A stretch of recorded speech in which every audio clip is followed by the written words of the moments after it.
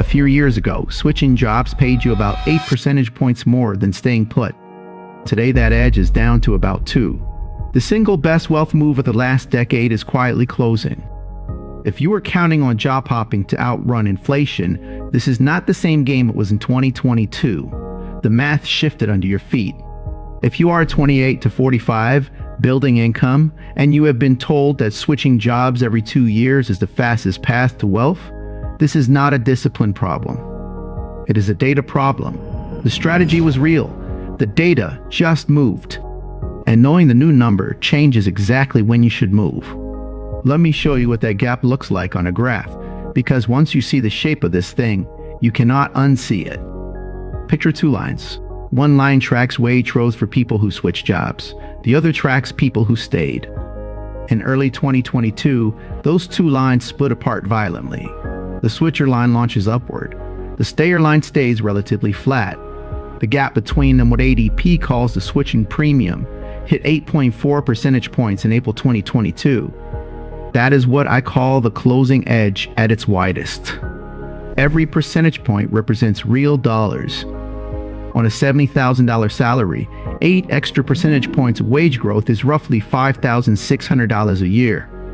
In a tight labor market flush with stimulus dollars and mass resignations, job hopping was not just smart. It was the highest returning financial decision most people in their 30s could make. Now fast forward to spring 2026. Same graph, same 2 lines, but look at what happened. The switcher line decelerated. The stayer line held steadier. The gap compressed. By April 2026, ADP data shows the switching premium sitting around 2.2 percentage points. The Atlanta Fed Wage Growth Tracker, which measures the same dynamic using a different methodology, shows the gap even tighter in real time. Switchers at 3.8%, stayers at 3.6% in that same window. At certain points in 2025, stayers actually pulled ahead. Not for long, but the reversal happened. The closing edge is not a metaphor. It is a measurable, trackable number. And right now, that number is at a fraction of its peak. This is dollars into decades.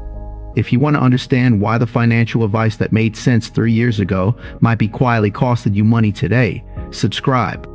That is the only reason this channel exists.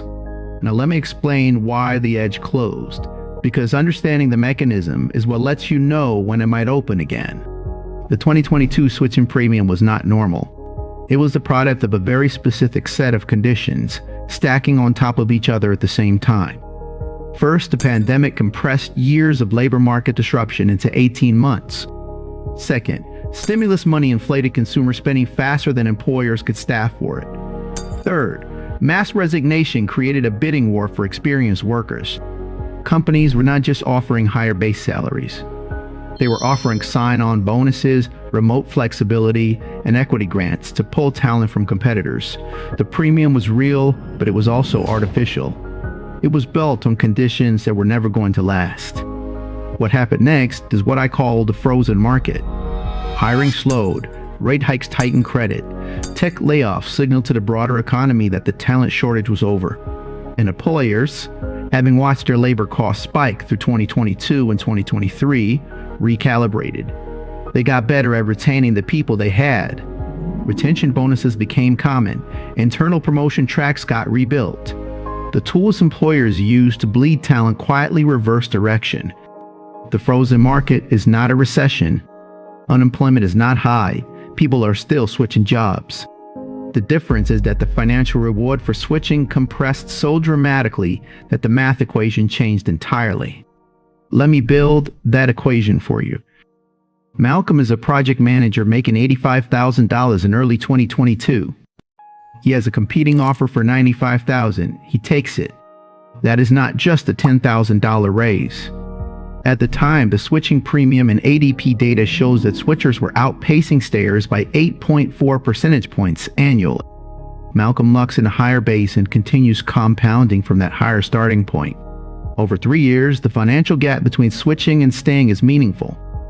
Now take that same Malcolm in spring 2026, same $85,000 salary, same competing offer at $95,000. The surface math looks identical, but but the switching premium has collapsed to roughly 2.2 percentage points, which means the wage trajectory he is stepping into is barely faster than what he would earn if he stayed and pushed for an internal raise.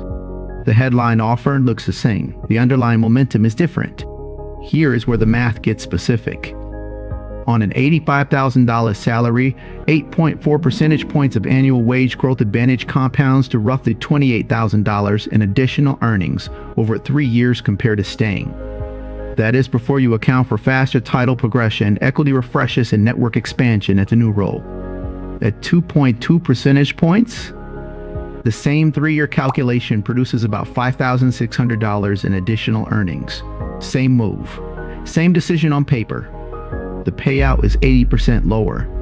That is the number that most people running the 2022 playbook in 2026 are not calculating. They see the offer. They see the raise. They do not see the trajectory gap that used to make the move worth the disruption. Now I want to address the strongest objection directly, because it is a good one. You could push back and say the switching premium does not tell the whole story. 2 percentage points of extra annual growth multiplied over a decade still adds up. And if you land in a genuinely better role with a higher ceiling, the premium gap matters less than the trajectory change. That is legitimate. A move from a dead-end role to a growing company with strong equity upside can still be transformational regardless of what the aggregate wage data says. Here is the conditional truth. Switching still works when the offer represents a genuine category change, not just a salary line item. When the new role puts you in a different earning tier, a different industry trajectory, or removes a ceiling that your current job cannot lift. Under those conditions, the 2.2 percentage point average does not apply to you. You are not average. The mistake is assuming that any lateral move to a slightly higher salary is automatically the right call the way it was in 2022. The frozen market means that average switching no longer beats strategic staying, but intentional switching, timed correctly and targeted at real leverage, still delivers. That distinction is the entire point. So what is actually driving wage growth right now for the people who are pulling ahead? Here is the second layer reveal, and this is the part most career advice skips entirely. In a frozen market, internal leverage beats external movement. The workers outpacing their peers in 2025 and 2026 are not the ones jumping at every recruiter message. They are the ones who build documented value inside their current organization and used an external offer as a negotiating tool rather than a boarding pass. Think about what that means structurally. When you receive a competing offer in a tight hiring environment, your current employer has a decision to make. Replacing you costs them roughly 20 to 30% of your annual salary in recruiting, onboarding, and lost productivity. At $85,000, that is $17,000 to $25,000. If they can match or approach your offer for less, the math favors retention. And if first a market, they're more motivated to run that calculation than they were in 2022 when they thought they could replace you in 3 weeks. The offer becomes leverage. The leverage produces the raise. You never leave. But here's what most people get wrong about this move. They assume the offer has to be accepted. It does not. It just has to exist. A competing offer you are genuinely willing to walk away from is the single strongest negotiating instrument most employees will ever hold. The problem is that most people either never generate one, or they generate one and immediately announce they are planning to leave rather than planning to negotiate. That framing destroys the leverage before it can work. The posture is not I have an offer and I am leaving. The posture is I have an offer and I want to understand whether there is a path here. One closes a conversation, the other opens one. Let me put the two strategies on a graph side by side. Picture 2 bars for the same person over 3 years in the current market. The first bar is impulsive switching. Average offer, average role, no negotiation leverage. At 2.2 percentage points of switching premium after accounting for the disruption of learning a new job and losing 6 to 12 months of internal political capital, the net financial gain is modest. Maybe $5,000 to $8,000 above staying. The bar is short. The second bar is strategic leverage. You stay in your current role, build a documented case for promotion or raise, receive a competing offer, and use it to negotiate internally. Or you accept the competing offer only if it represents a genuine category change. That bar is taller, not because you made more moves, but because you made fewer, better timed ones. The gap between the two bars is not the switching premium, it is the timing premium. The closing edge does not mean the door is locked. It means the door is narrower. You need a sharper key. Now let me get specific on what that looks like in practice. Step 1 is to track the gap, not the offer. Before you evaluate any competing opportunity, look up the current ADP job stairs versus job changers data and the Atlanta Fed wage growth tracker. Both are publicly available and updated monthly. Your baseline question is not, what is the new salary? It is, what is the current switching premium? And does this specific offer beat that premium by enough to justify the disruption? If the premium is sitting at 2.2 percentage points nationally, and your offer represents a 3% bump above your current trajectory, the math barely clears friction costs. If the offer represents a 10% bump into a new compensation tier, the math changes entirely. Know the number before you decide. Step 2 is to build your internal offer before you go external. This sounds counterintuitive, but it is the highest leverage move in a frozen market. Compile your documented contributions over the last 12 months in measurable terms, not job description language. Revenue generated, costs reduced, projects shipped, clients retained. Bring that document into a compensation conversation before you have an outside offer in hand. In a tight hiring market, a well-prepared internal ask often outperforms the energy spent on a job search. And if your employer says no with no credible explanation, that answer tells you everything you need to know about the ceiling. Step 3 is to make any switch a category change, not a salary change. If you are going to move for a reason that alters your trajectory, not just your base. A different industry with faster wage growth curves. Accompanying with equity upside, a title that expands your external market value in ways your current employer cannot offer. The switching premium in aggregate is 2.2 percentage points. But individual moves to represent genuine trajectory changes can still deliver 15 to 20% total compensation improvements. The average is low. The ceiling for strategic moves is not. Here is what this really means if you zoom out far enough. The people who built wealth through job hopping in 2022 did not just earn more money. They earned the right to make different decisions. Each jump compounded into a higher base, which compounded into a larger salary floor, which reduced how much risk they had to take later.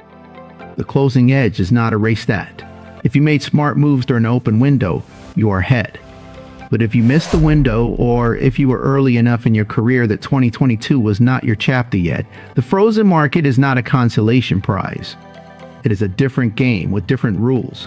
The rule is not when should I jump. The rule is what leverage do I have and am I using it correctly? That shift from movement as strategy to leverage as strategy is the frame that the current data demands. Knowing the switching premium number does not tell you whether to stay or go. It tells you whether now is the time to move or whether now is the time to build. That distinction is the difference between a career that compounds efficiently and one that burns energy on lateral motion that the market no longer rewards the way it once did. You are not behind because you did not job hop enough in 2022. You might be working with an outdated rulebook. Those are very different problems. One requires regret, the other just requires an update. Drop a comment with the switching premium number in your industry right now if you have tracked it, or tell me what your current employer counteroffer track record looks like. And if you're 28 to 45 trying to build income in a labor market that keeps changing the rules, subscribe to Dollars into Decades. We publish one of these every week. Thanks for watching. I will see you in the next one.